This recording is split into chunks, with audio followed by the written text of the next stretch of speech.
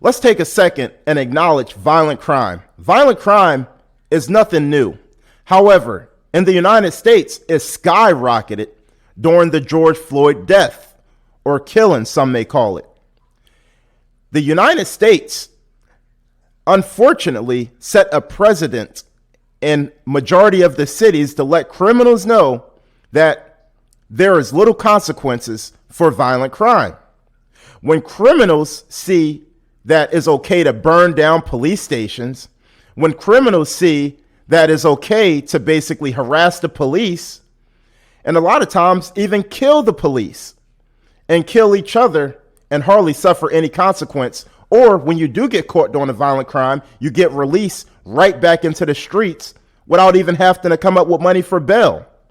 So we live in a country now that is actually pro-criminal and create a bunch of anti-police laws where now the police are being watched and everything is reversed, where the police are now the thugs and the criminals, and the criminals are actually considered the victim. You know, we like to have these conversations about accountability. When do we hold the leadership accountable for their lack of leadership that they're pushing in a lot of these inner cities? The crime is going wild, not because of the criminals, it's because the criminals are allowed to do whatever they want and practically get away with it. They do a violent crime. If they get caught, they get released right back into the streets without having to pay a bail. These cities are pretending to be so pro-black when the laws they create are actually anti-black, because black people are the main ones victimized by other black people. When you create these type of laws, when you create a precedent that is okay to burn down buildings and loot, even when you think about Kyle Rittenhouse, when you really think about the Kyle Rittenhouse situation, where he basically killed 3 thugs that was trying to kill him, was it really Kyle Rittenhouse's fault for a young boy to basically take the law into his own hands and protect the city? No, it was the leadership who was responsible, who allowed the city of chaos to burn down that night. Kyle Rittenhouse is the main one that's looked at that night.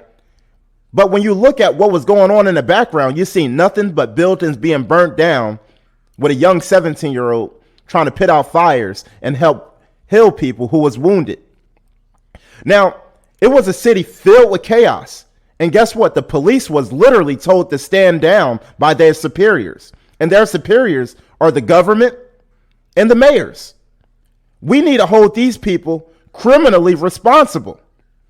And they should resign, and they should be prosecuted for allowing their cities to be filled with vigilantes, filled with anarchy and criminals, and a bunch of people overdosing and rapings and killings and murders taking place. The Democratic Party actually loved the chaos because they love to create the narrative that if a black person get prosecuted, it's considered racist. Now, this is what they do, because when you get in trouble as a black person, they say, oh, the police was out to get you. If you resist arrest as a black person or a minority, then the whole system is racist. Police should not have the right to put their hands on you. They should basically just be weak little security guards who have no power, where the power is actually given to the criminals who's actually causing all the chaos and drama in the inner cities. This is how they control us, by using the word racism. Racism is one of the most powerfulest words used in America. Racism is more powerful than the N-word in a lot of cases. Because as a white person, the last thing you want to be labeled as is a racist. As a governor, you do not want to be labeled a racist. As a mayor, you do not want to be labeled a racist. As a police officer, you do not want to be labeled a racist. And this is how they can control you, and they can do whatever they want. The BLM, radical people who support it, this is how they can justify any type of behavior. They're not responsible for it because of slavery and white supremacy. See, what they're doing is they're controlling our minds by controlling the language.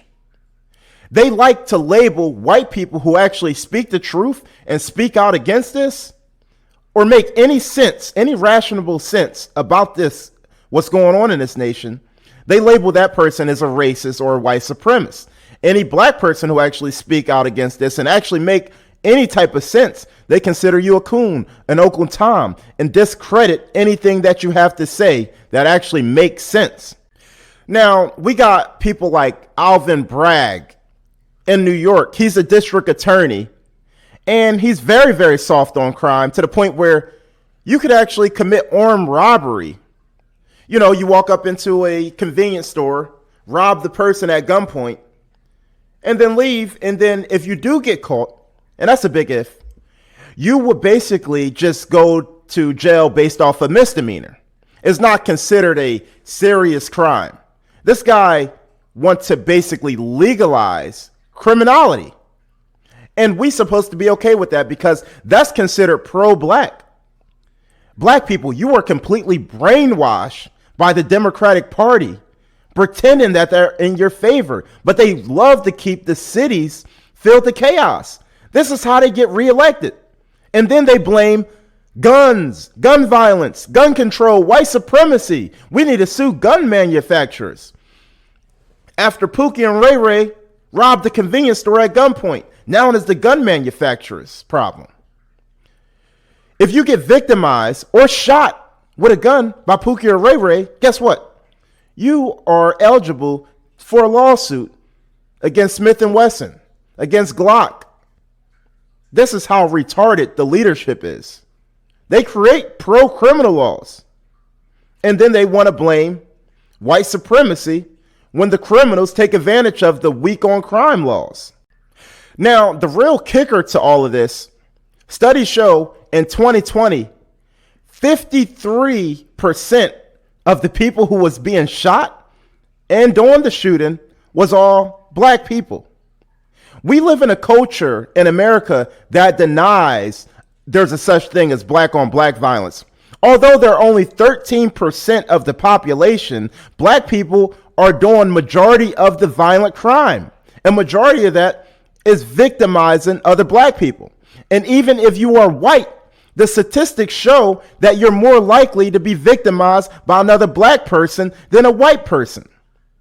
So there is a such thing as black on black crime, but we can't speak about it because it's considered you being racist if you're white. And if you're black, you're being a coon or you're anti-black. Nothing can be further from the truth. And I always say black people don't really love each other, because if we did, we would speak out against what's going on and we would actually tell the truth. White people do not really love black people, because if white people love black people, they will love black people enough to tell them the truth. Black people are not just some little friendly little creatures running around in the wilderness who can do no harm. But that's the way it's portrayed by all the race hustlers. Historically, black people are the kings and queens of slavery. So how much do we want to blame the white man about slavery when we're the ones who's basically started it off? Tell me what I said that wasn't true, and then we could have a debate. People, listen, this is the difference between liberal ideology and actual reality. It's literally the democratic cities that's being ran into the ground.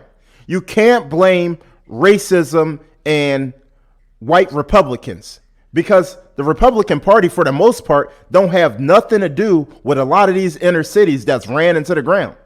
And then y'all so ignorant that y'all vote for the same politicians over and over again, decade after decade, the people that's destroying the system, the people that's destroying all of the public schools. Y'all vote for that, and then y'all want to run where the white folks live to Republican areas. Y'all vote for the policies that corrupt and destroy the inner cities, then y'all want to run to the red states. Y'all want to get the hell out of these inner cities where the crime is going wild, because that's what y'all voted for, because apparently holding criminals accountable is racist. And like, racism don't really play a major factor in America, period. But I know a lot of y'all think that it's actually better to be victimized by a black person than it is to be victimized by a white person. I was literally talking to one of my liberal friends the other day. I'm like, what difference do it make if a white person victimizes you versus a black person? And he basically made a difference, like, oh, it's worse because they're doing it for different reasons. For me, I don't care. If a white thug come up to me and jack me, I'm gonna be just as pissed off as a black thug coming up to me and robbing me. But anyway, y'all vote for this stuff. It's really anti-American. The Democratic Party is literally the party of treason. Same party that don't want you to defend yourself, and they want to defund the police. And y'all stupid enough to fall for it. Anyway, I just wanted to spill out a little bit of my thoughts on what's going on in California. It's going out of control. New York City is going out of control. Chicago, where I'm from, Philadelphia, and so much other inner cities is just being torn apart due to policies and due to the way we vote. And we got to change it. Stop worrying about this racist card and start voting for the correct people who's actually trying to fix the place up. But I get it. Y'all want more free stuff, so y'all vote for the politicians that's lying to y'all saying they're going to give y'all reparations. And y'all fall for their game every single time. Like my video, share my video. Make sure you subscribe to my channel. Savage5050, I'm out. Peace.